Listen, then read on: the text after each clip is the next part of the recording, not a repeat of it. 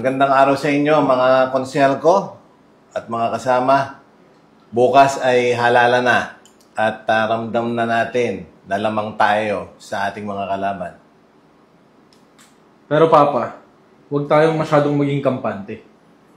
Alam mo naman ang galawan ng kalaban natin eh. Iba din. I agree to that, Consel Gilbert. Hindi sila marunong lumaban ng patas. Alam niyo, agree ako dyan. At mukhang wala na tayong tulugan ngayong magdamag na to.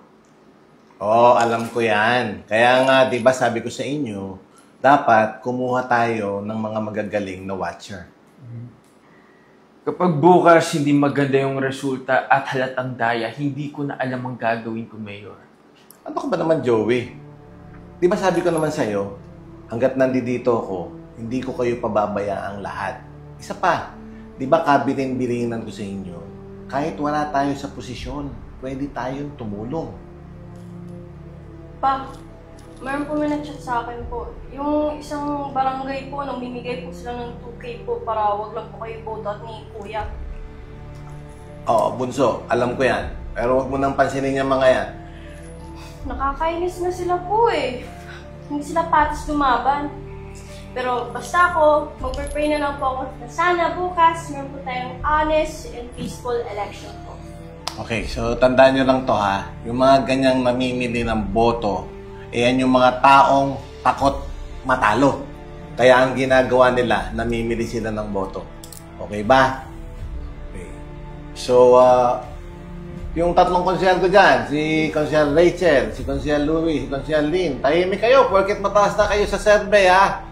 O sige, tayo ay umuwi na, Konsyel Joey, Konsyel anak, at tayo magpahinga na. Maaga tayong boboto bukas. Sige, Mayor. Thank you so much for your day. Mag-ingat kayo pag-uwi. Mauna na rin po kami pa. Sige, Uy, anak. sabay-sabay na tayo umuwi, ah. Sige po. Sige po. Mayor.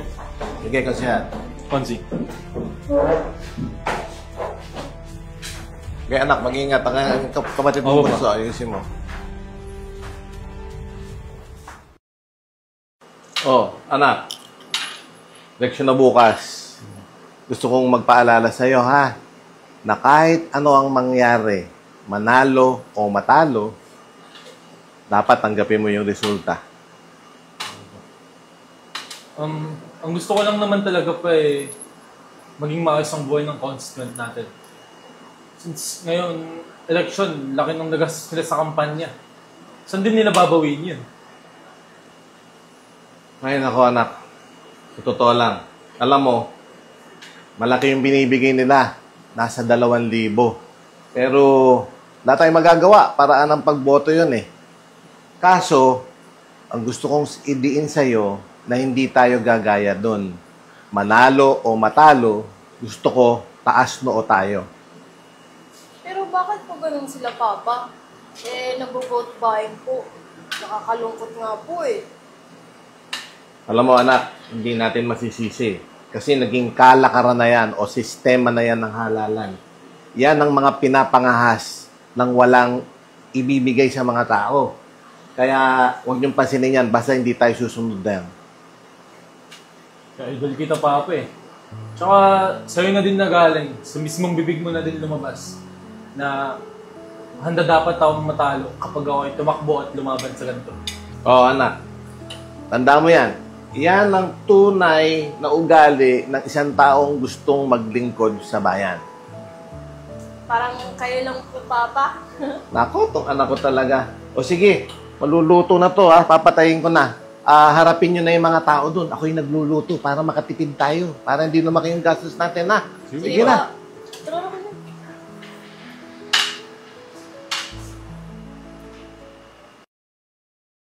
What an election day! Feels so good. Have you seen their faces, Mayor? Wala siyang ibang sinabi kundi panalo na tayo. Yun dahil totoo at tunay yung serbisyo natin. Ikaw talaga, Joey. Oo, totoo yun. Kung tao lang ang pagbabasihan natin, panalo na tayo. Pero hindi tayo dapat magpakampante. Kasi iba yung makinarya ang ginagamit nila. Namimili sila ng boto. Kaya dapat magbantay pa rin tayo. Oh, nandiyan na pala sila, Consi, Vanji, tsaka yung better half ko. Si Mahmoud. Isa. Basta kasi Mahmoud. Good afternoon po, Mayor. Good afternoon, Consi. Good afternoon tayo, Consel. Ay, nako. Nakita ko po yung better half doon sa school. Nakikipag-away kaya sinama ko na lang dito. Why? What happened? Relax. Aren't you confident that I'm gonna win? Nakakainis kasi. Ang aga-aga nakita ko sila nagbibigay din ng pera sa school para lang hindi kayo iboto. Ay, nako. Tigilan nyo nga yung init ng ulo nyo. Sinabi ko naman sa inyo di ba? Sa tao, panalo na tayo. Pagkamat kinakabahan pa rin ako, dun sa bilihan ng boto sa makinaring ginagawa nila, di pa rin tayo sigurado doon. Konsi Banji, for sure nakaboto na kayo. Kami kasi nila Papa kanina, sabay-sabay na pong bumoto. Ramdam ko rin naman po na gusto tayo ng tao. Kaso nakakatakot lang po doon ay ang makinarya at ang pera na. Yan din ang natatakot ko at palagay ko, Konsihal. Pero naniniwala naman ako na pagka gusto tayo ng tao, gusto tayo. Dasal lang. Ito na naman yung pakiramdam ko na hindi ako mapakali. Kahit nga ako, hindi na pa nagpapawis ng mga away ko. Ay, nako. Kayo nga yung minom ng tubig at nang kumalma kayo, ha? Sabi ko sa inyo, nasa atin ng mga tao. Ako man kinakabahan doon sa makinarya nila yung ginagamit nilang pagboto. So, antayin na lang natin kung ano ang mangyayari. Kita niyo, Mayor? Even Consi Vanjit tsaka yung anak niyo, confident na mananalo tayo.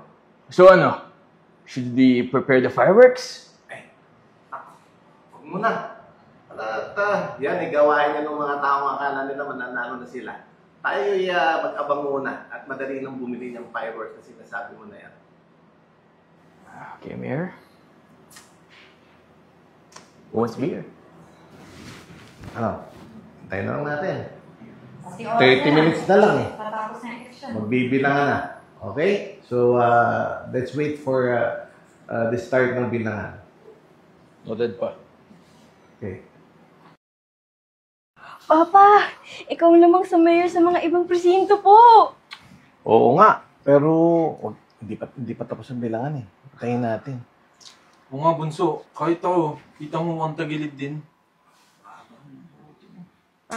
Tama kayo dyan. Masyado pang maaga. Marami yung pang presinto ang hindi nakapagpapasa ng kanilang final result. What the hell is this? Grabe naman to. Parang malalaglag pa ako. Pag nag-iikot tayo, ang dami-dami nagsasabi na boboto ko kayo, Konsi. Love, maaga pa. Huwag ka muna mawala ng pag-asa. Tama siya. Konsyal, maaga pa masyado. Papa, ikaw na ang mayor sa bahay natin. Paano na tayo? Pero, Papa, malungkot po kasi ako na hindi nakapasok si Kuya eh. Okay lang yun, Bunso. Ang importante, si Papa ang nanalo. Tsaka kahit di naman ako nakaupo sa posisyon, di man ako nanalo ng posisyon, makatulong pa rin naman sa taong bayan eh. For sure, di ako papabayaan ni Papa. Masaya ako na nanalo ka, Mayor. Pero yung kung sakit ako, napanghuli lang, masaya pa rin ako. Nanalo pa rin ako eh. Tama. I'm not gonna let this slip, Mayor. Kami dalawa lang ng anak mo hindi nakapasok sa partido natin. Dinaya kami. At si Joey, ano pinila natin ang pagkatalo natin? Pagkat si Papa naman ang nanalo eh. Siya naman ang mayor. Hindi natin kailangan mag-alala dahil tutulungan pa rin tayo ni Papa. Easy for you to say. Kahit na hindi ka nanalo, yung tatay mo yung nanalong mayor.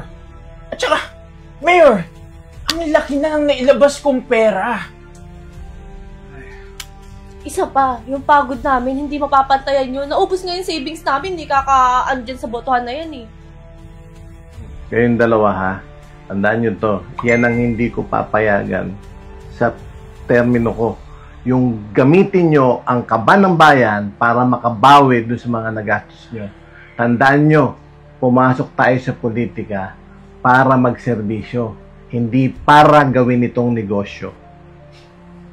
Tama si Papa ko at si Joey. Plus, alam mo naman sa sarili mo na hindi ka nandaya eh. So tanggapin mo na yung pagkatalo mo. Diba?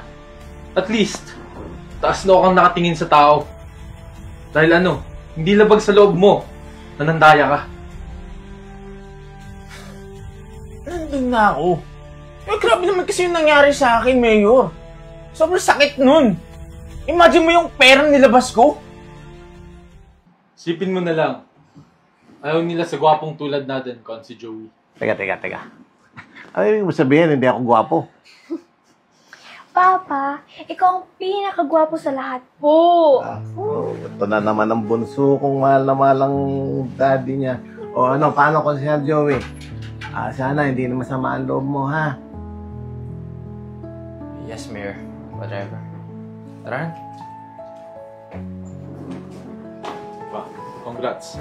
Thank you, anak. Congrats pa. Mayor, congrats. Sosyal.